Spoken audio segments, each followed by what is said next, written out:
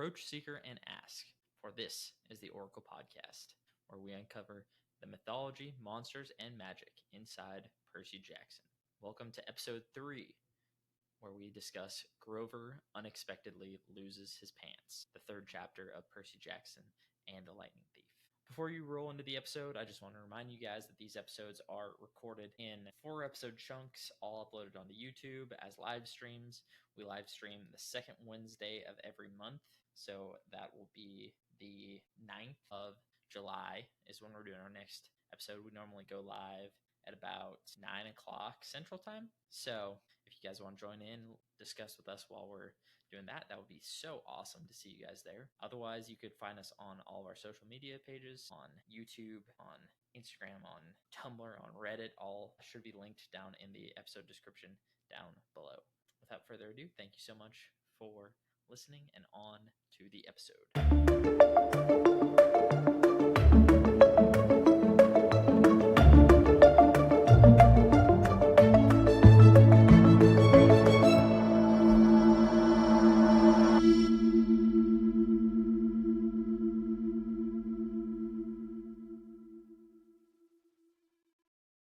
All right, Blake, you're up. What happens in Blake in Grover unexpectedly loses his pants? And I'm sorry, I smashed all 5 of these chapters in like a couple hours on Sunday, so I hope I'm not getting too far ahead. Are we to the point where Percy has returned home? He's gotten back to his mom and is it Smelly? What is his name? It starts with a G. So this chapter ends when Grover shows up to their cabin on Montauk, and he's in full Monty, full goatee. Yeah, so we get to so the start of this, him getting to is it an apartment? Do they have a house? So they have an apartment on the Upper East Side. That's right. And he enters the apartment. Smelly Gabe, his shitty stepdad, who has a very specific Italian last name, is playing cards with the homies. Yeah, Ugliano. Gabe Ugliano. Gabe Ugliano is playing cards, smoking cigars inside his apartment. What a monster. Probably with the windows closed because he's a disgusting freak. And he's playing cards with I think the apartment super. It's like the apartment super is in there, which is hilarious. But like we get Percy, and like he like literally comes through the door, and there's like a whole section where Percy is like, "Wow, no hi, no how was school? Oh, like good to see you, kiddo." It's just, "You got any money? Like you got money? I'm getting my ass whipped at cards, and I need to throw a couple bucks down to win my rent back from the apartment super." While he blows smoke in Percy's face. And Percy's like, "No, I don't have any money." And then Gabe Ugliano like smells him up and down like a bloodhound, and is like sniffing his pockets, and he's like, "Smells like cab fare." And so and then points to the apartment super and is like, "Shouldn't this 6-year-old kid be helping me lose money at cards?" And I'm sorry, 6-year-old, 6th grade kid. And the apartment super is like super uncomfortable. Is like super uncomfortable and like doesn't want to answer the question. And then Gabe proceeds to basically like just force Percy to give him all of the cash in his pockets, which was like a $20 bill that he paid like a $16 cab for. So Gabe is taking from him like $3.78. He's like, "What? If I didn't make it clear enough, Gabe sucks and you shouldn't like him. What, you expect to live in this household and not give me the last $4 of your cab fare? What is this? The old country? What would your mother think?" And then we segue to Percy giving up that money and like going in his bedroom, and Gabe has thrown like all of his stuff in the closet and has like turned it into like an office space that also reeks of like cigars and beer. Yeah, I mean, Double R just does a great job like painting an environment that is just hostile to live in for Percy. I'm sure that it is okayly clean because of the saintly effort of his mother, but like there's only so much a poor gal can do, because Gabe somehow he's the manager of a electronics supermart in Queens, and yet he somehow still has muddy boots when he lives in the city, and and probably never sees dirt in his entire life. I just find that baffling, honestly. He's probably dumpster diving for people's cab fare. He probably is. It's not mud. It's trash. It's trash. Garbage. It's scum.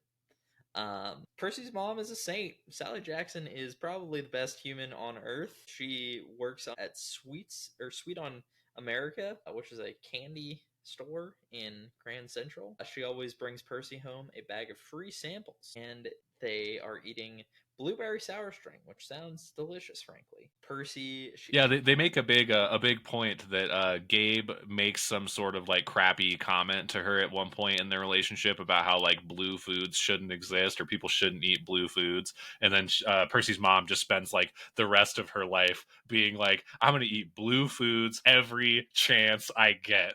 like you will not thwart me. She makes blueberry pancake. Like, there's a whole long paragraph about how Sally like does everything that in her possible. Like, she eats blue corn or blue tortilla chips. Like everything. Blue corn tortilla chips. Like everything is. It's really like, honestly, when I was first reading this, I was like, why is Percy Jackson's mom with such an underwear stain like Gabe? And I'm like, I don't get it. I don't understand. And then I remembered we live in capitalist America and they're in New York. And I was like, Gabe's splitting the rent. Yep. like they have nowhere to live without Gabe. It's a crappy situation for Percy's mom. Percy at one point mentions that if he said something to Gabe, then he would get his lights punched out, which is less than ideal for a middle schooler to have, for something that a middle schooler to have to worry about. Again, cycle of violence, abuse, yada yada. I went on a whole spiel about this in the first episode, but you know, it's prevalent in the myths and it's prevalent in real life. And Gabe is the real villain of this book is Gabe Ugliano. It really is. He's a terrible person, honestly. And he doesn't get any better from here on out. I hate to tell you. I don't actually think this is going to be happen, but like theory craft Blake, when I was reading this, I was going to be like, this is going to be like some book 4 nonsense where Gabe is revealed to be like, you know, I'm trying to think of like someone who's a lesser god, but like still isn't great. like it's going to be some sort of like big Greek myth, like Gabe was this dude the whole time, but I don't think that's actually going to be the case. No, I don't want to spoil the book, but let's just say that Double R treats his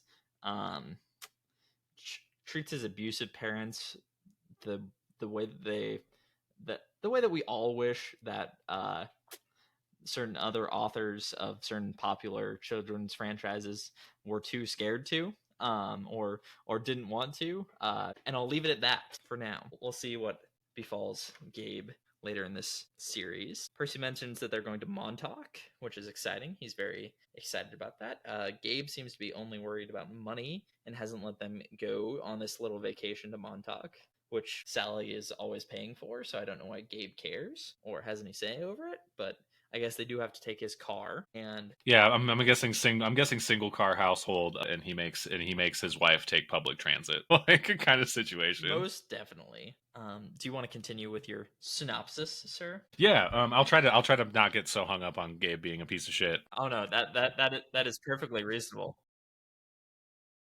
We'll start breezing. Gabe reluctantly agrees to let them take his Camaro, and Percy and his mother hit the road and start heading to Montauk.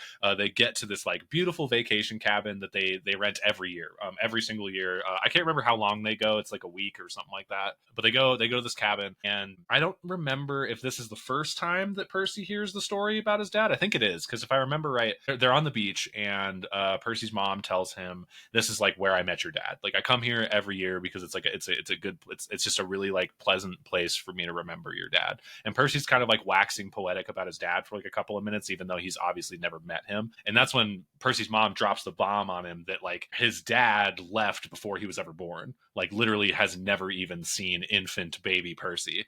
And like that really stings. Like Percy hates that. Like as soon as like he finds that out, it just like pits his stomach, and he's like, wow, my like this dad that I've kind of been like yearning for or wanted in my life, that I thought like at least had the dignity to like watch me be born. Literally just like left my mom when she was, X months pregnant, which I could agree. I could totally understand that standpoint. Like this idea of like, oh, my dad was here when I was born and got pulled away is like much more comforting than the idea of like my dad didn't bother to stick around until I was born. Yeah.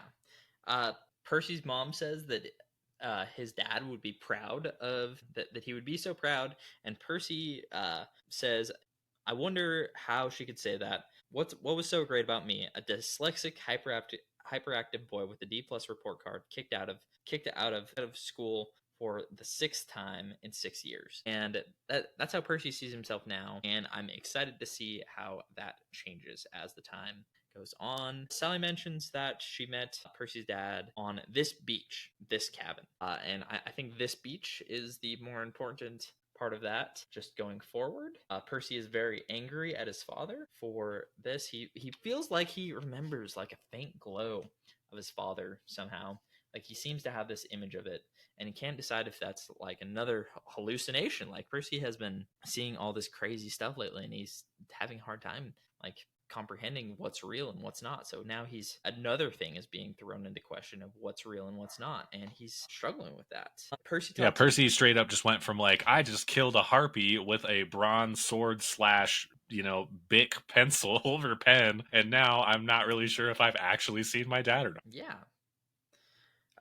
Percy thinks back on because Sally talks about how Percy has to go to boarding schools that are far away from her, and she talks about how it's for his own safety. And Percy thinks back and remembers things that he might have forgotten or repressed at the time, or maybe he thinks that he was only imagining them. But he thinks about a time when someone stalked him on the playground, when a man in a black trench coat stalked him on the playground, and no one believed him when he told them that he only had one eye under his broad-brimmed hat. He also thinks about a time when he was accidentally put down for a nap in a cot that had a snake in it, and Percy had strangled it to death while he Hercules that thing. Well, he only half Hercules it, because Hercules did it to 2 snakes, so half that's credit fair for Percy. That's fair. Can't be as good as Hercules, Percy. Sorry, hate to tell you. Very C student of you, yes, Percy. Yes, very D- student of you, Percy. You passed. You passed. Hey, you got it done. Sally mentions that Percy's dad had a summer camp in mind for him to go to, and again, shivers down spines. Excellent. And Percy's like, "What? My dad wasn't even around for me to be born. Like he didn't even know me as a baby. Why did you guys talk about where I would be going in the summertime? Like what is happening?" That was a portion of the book that I like felt mad like for Percy. I was like, you just told me this dude bailed on me before I was even born, and he's out here fantasizing about water polo camp. Like, fuck that guy. He had me signed up for the for I don't even know. I obviously didn't go to summer, and this is my non-summer camp life showing through right here. But I don't even know, man. He told me where he wanted me to roast s'mores at before I was even born, and he didn't even stick around for me to be born. What the hell, Dad? Yeah, I was instantly like mad. I was like mad with Percy. I was like, like the way that those events are kind of rolled out, where it's like your dad actually never met you because you weren't born, but this is the summer camp he wanted you to go to. I was like immediately in Percy's seat, like, no, like I'm not talking to you about summer camp right now. Wow. Wild thing. That night, Percy has a wild, vivid dream of a white horse and a golden eagle trying to kill each other. And a little bit of notes for the uninitiated. Maybe this may or may not be spoilers for the past or present, future prophecies residing. The white horse is the symbol of Poseidon, and the golden eagle is the symbol of Zeus. And a voice from the ground, from beneath the ground, seems to be symbolizing another god, possibly Hades, because he's the ruler of the underworld, possibly someone else. Who knows for now? It's a vague dream, and it isn't always clear. Like, that's another theme from mythology, is that dreams are not always clear in their meaning. They are often muddied and indistinct in their meaning, so people often confuse what they see in dreams, and that's like real life. Like dreams don't make any sense. And for the uninitiated Greek fans, Zeus, Poseidon, and Hades are all sons of Cronus. They're brothers. Yes, 3 sons of, like, Cronus had 3 sons. Another instance of the 3. It's a powerful number. It is prevalent in many mythologies and many theologies and many all of it. It's going to keep coming up. The number 3. You got to have a tiebreaker, keeps people honest. Exactly. So Percy wakes up with a loud thunderclap, and she said, and he looks over at his mom, and she says that it's a hurricane, which is weird because Long Island doesn't get hurricanes that time of year. It's crazy. But the weather has been angry, and Percy hears a distant bellow of an angry, tortured sound that made his hair stand on end. And there's someone yelling and pounding on the door of the cabin. Percy's mother sprang to the nightstand and threw open the lock, and it was Grover. What's Grover doing here? He's been searching all night. And he asked Percy, what were you thinking? And Grover and Annabeth, sorry, not Annabeth, it's Force Habit. Grover and Percy's mom are like talking like they know each other, or like they kind of know each other. And Grover uses the words Ozu Kai Aloi Theoi, which is Greek for O Zeus and the other gods, which I think is cool. And he says that something is right behind him. And we kind of go through this long preamble to say that Grover had cloven hooves where his feet should be. Bum, bum, bum. Clogs come off. The clogs come off. Where are my clogs? My clogs have... Thank you so much for listening to episode 3 of the Oracle Podcast. I really appreciate you guys tuning in. I really appreciate everyone who has reached out and who has left reviews of the podcast, either on Spotify or Apple Podcasts. If you have enjoyed the episode, be sure to go and leave a rating. It really helps out. And be sure to like and subscribe and tell your friends who like Percy Jackson about this podcast as well, because I'm sure that they will like it. Please be sure to reach out to us on social media. I've already heard from a few people, but I'd love to hear from some more of you guys. It's the whole reason that I'm doing this podcast is to find people who like Percy Jackson, be able to discuss Percy Jackson with them and do the whole thing. So if you are interested, please reach out to us on social media, all at the Oracle Podcast. We're on Instagram, we're on X, we're on Blue Sky, we're on Tumblr, we're on Reddit, like anywhere that you can find discourse, you will probably find us. So again, thank you so much for listening to this podcast. I've been Casey, my co-host Blake. It will be in every episode, and we thank you so much for listening to the Oracle Podcast.